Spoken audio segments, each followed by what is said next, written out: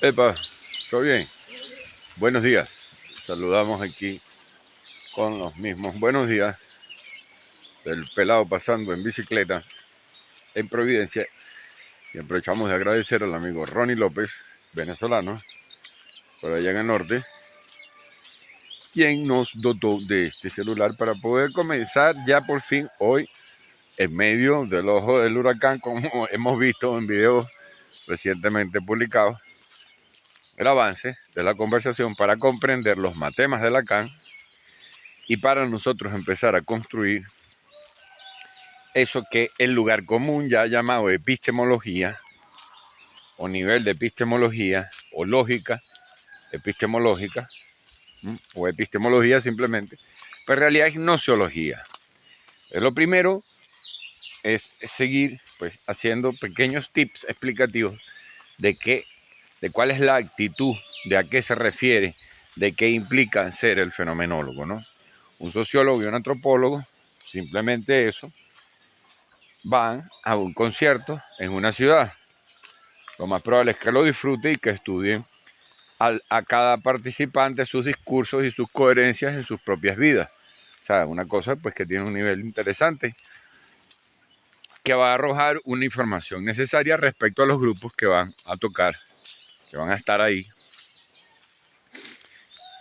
en esa tarima, por decir algo, ¿no? Pero el fenomenólogo va a estudiar el fenómeno de que estos sociólogos y antropólogos estén ahí escuchando a esos grupos, los cuales cada uno tiene la observación que está haciendo el sociólogo, que están haciendo los que estudian ese fenómeno. Es decir, el fenomenólogo va a estudiar qué condiciona el observador a la observación. O sea, la observación que yo hago, en qué condiciones fue hecha. Eso es gnoseología. ¿Ves? O sea, no es que yo simplemente hago la observación. No, Nietzsche dijo, y ahí la estupidez y el ejemplo que voy a poner, en la sobrevaloración de Nietzsche, que es un coloso que escribe a los 23 años el descubrimiento esencial de todo lo que se puede llamar posmodernidad. Después Heidegger va a hacer esa cosa, eso. Léalo y usted entenderá porque es que yo no puedo validar para nada la gente que dice, Heidegger dijo, no se sabe qué coño dijo. Ahora, Nietzsche sí dijo, ¿ves? Entonces, claro, existe el gran lugar común de que Nietzsche dijo, no hay verdad absoluta, solo interpretaciones. La lógica del nociólogo y el fenomenólogo aplicando un método ya te asoma claramente que la aseveración en sí misma es adolescente. Adolece, ¿qué es adolecer? Que no ha revisado su sentido. Puede que la pegue y se trate de un prodigio como le sucedió a él con el primer libro. Después él pretendió pegarla siempre.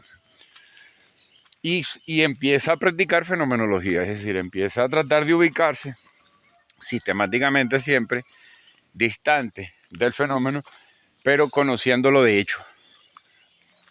O sea, después de conocerlo de hecho, distanciarse del fenómeno, ¿no?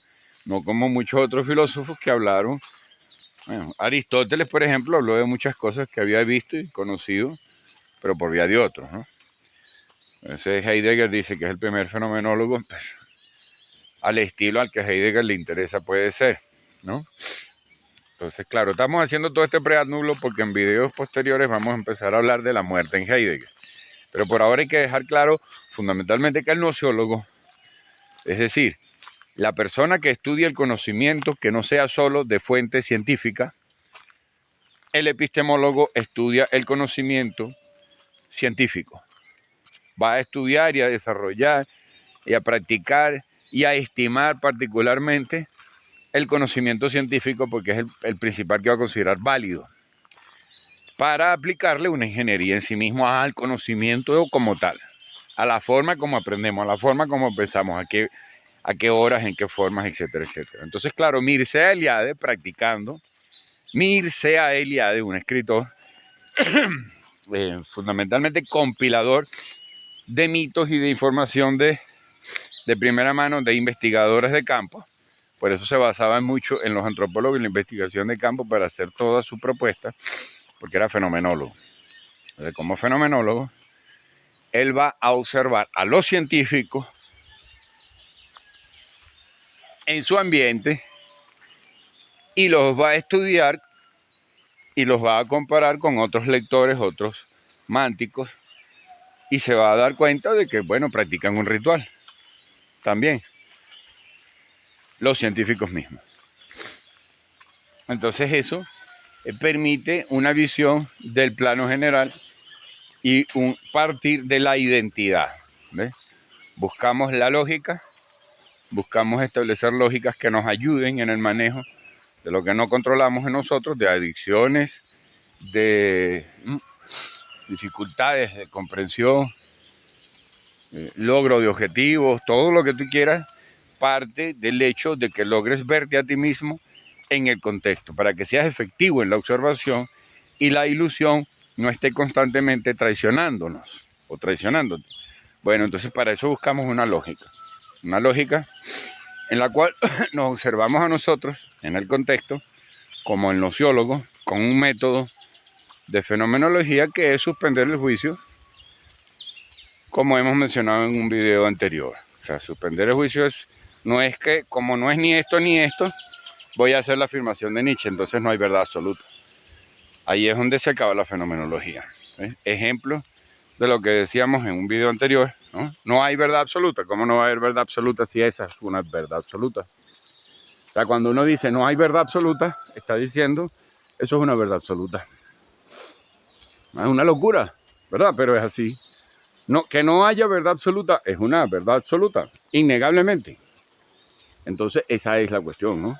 Como estamos encontrando lógicas. Entonces, ¿qué es lo que pasa? ¿Qué hace el fenomenólogo? Dice, bueno, no es tan cierto este punto de vista, aunque lo sea desde su punto de vista, pero no tanto para mí ni es tan general.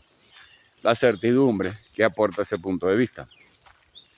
Y el otro punto de vista que se contradice con este, tampoco es tan cierto en general. Bueno, entonces no hay verdad absoluta. Bueno, pero resulta que no tengo, de que a pesar de que dos puntos de vista no sean ciertos,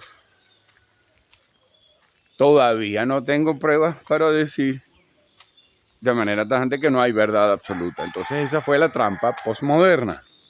La trampa postmoderna para la que se presta todo pensador heideggeriano, como Jacques Lacan.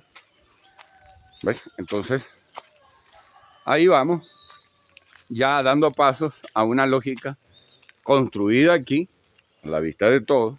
¿Ves? No es ningún laboratorio lingüístico, mediático, sino una construcción al público, ¿no? ¿Verdad?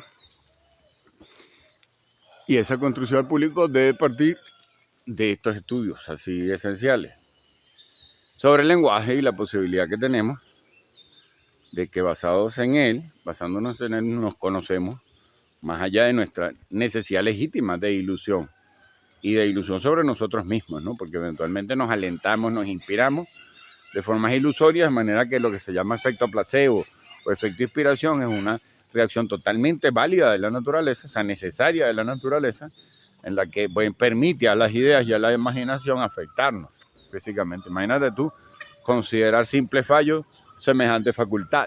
Lo que tenemos es que saber dónde sucede eso.